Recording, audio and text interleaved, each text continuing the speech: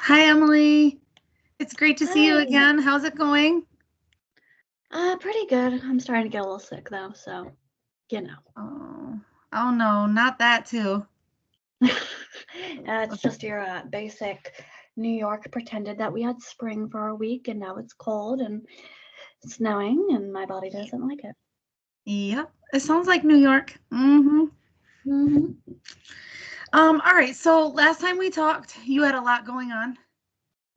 You were juggling school just starting back up.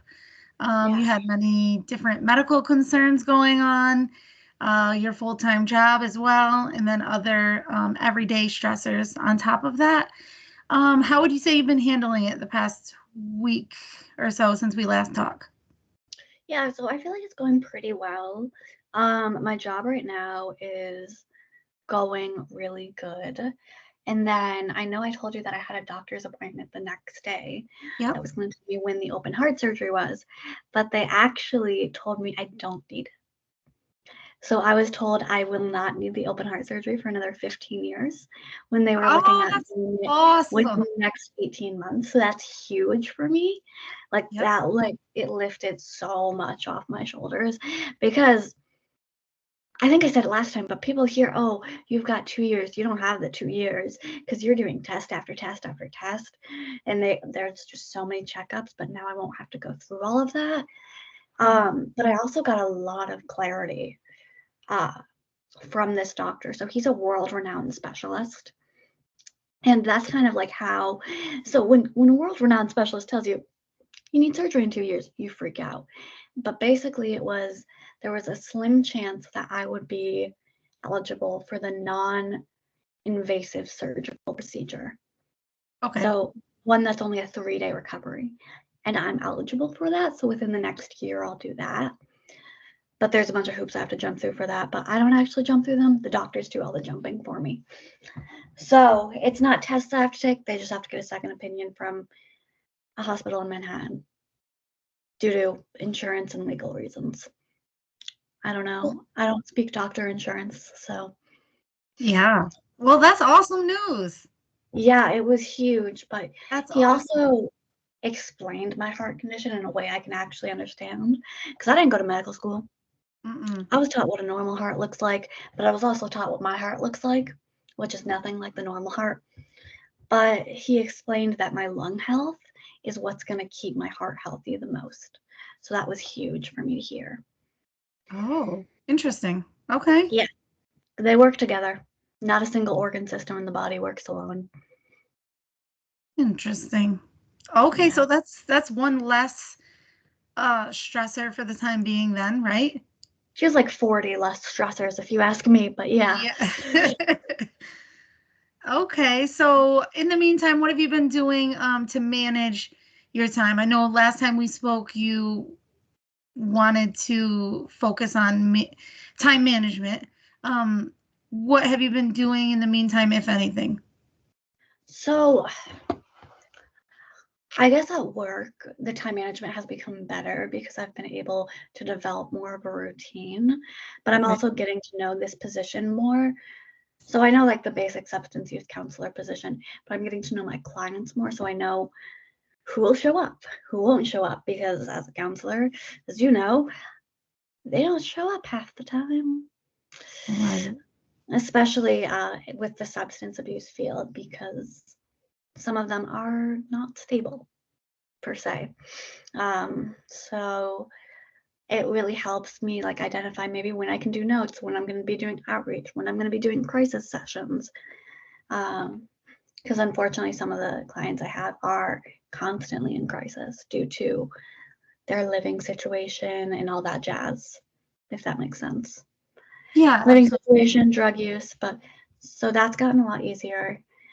I don't think I'm behind. Oh, I think I'm a day behind on notes, but that's kind of normal for the agency because we don't do overtime. So if you had like if you had back-to-back sessions, you're not going to be able to get all the notes done. But all of them are started because I start my notes in the session. I just have to finish them out, if that makes sense. But then Yeah. at home, it's still kind of hectic because I have this. don't know if I told you about my schedule, but Monday, Wednesday, Thursday, I get out of work at 3, and then at 5:30 I have a group. So I get home at like 3:30, and then 2 hours later I have a group. And that to me is horrible. I hate it. I love the group that I'm doing. They're awesome clients, but that 2 hours, I want to come home and I want to relax. All right. But it's okay if I relax. What happens if I fall asleep? Mm-hmm. Or what happens if I lose track of time? So it's almost anxiety provoking because I'm like, I want to be doing something, but I'm also like, I don't know what to do. And then sometimes I get so like, I just find that like I just sit on a couch for 2 hours and I'm like, what? This is the worst thing on the face of the earth because it has TikTok installed. Mm-hmm. And it's a time sucker. But I'm finding that it gets frustrating for me because I like to be doing things, but it's also that like my brain's like, you're home, you should relax. And also my ADHD meds at that point are kind of like out of the system to an extent. So my brain's also like, you're home, what should I do? Like can't decide, if that makes sense. Okay, so being Sorry, I talk a lot. It's kind of problematic. that's okay. That's what I'm here for, to listen. That's okay. But I hear you saying that probably one of the biggest stressors then right now is your work home life balance then. Yeah. It's not even stressful, it's just anxiety provoking. Okay, which could be stressful then, I guess, right? Like Yeah. anxiety is definitely stressful. So, okay. So in that 2-hour time span that you have, would you say that that's the worst stressor for you then? Right now, I would say so. Okay. So the thing is that I'm used to coming home at 4, being able to start dinner, cook dinner, like so dinner's ready at 6. Like obviously I don't start at the second I got home, but like I would relax for an hour, maybe tidy up a little, and then cook dinner. But now it's my boyfriend's cooking dinner, and I feel horrible because he's cooking dinner on these days where I have group, and he's like, it's fine, it's fine. But then when I'm done with group, I'm just dead. It's 7 p.m. I've been up since 5:30, and I'm like, okay, guys, time to go to bed. So I eat dinner, I watch a show, I do some homework, and then I'm like, oh, I don't want to clean. So it's just everything's piling up because I'm so out of whack with this weird schedule. Okay. All right. So it sounds like we need to maybe work on figuring out some solutions for that time management, obviously. Mhm. Um, whether it be we focus on something that you enjoy. What types of things have you tried most recently? If anything. Yeah. So I guess like what I've mostly, sometimes what I'll do is I'll go, I think I've done it once or twice, is I went to the gym after work with my boyfriend actually, and then we'd drive home. If we had time, we would prep dinner together. Okay. And then I'd do the group, and he'd kind of cook it while I am in group because by 7 p.m. I am dying of hunger. Mm-hmm. I was raised on you eat by 6, or the whole family's angry because they're hungry. Mm-hmm. Okay. Okay.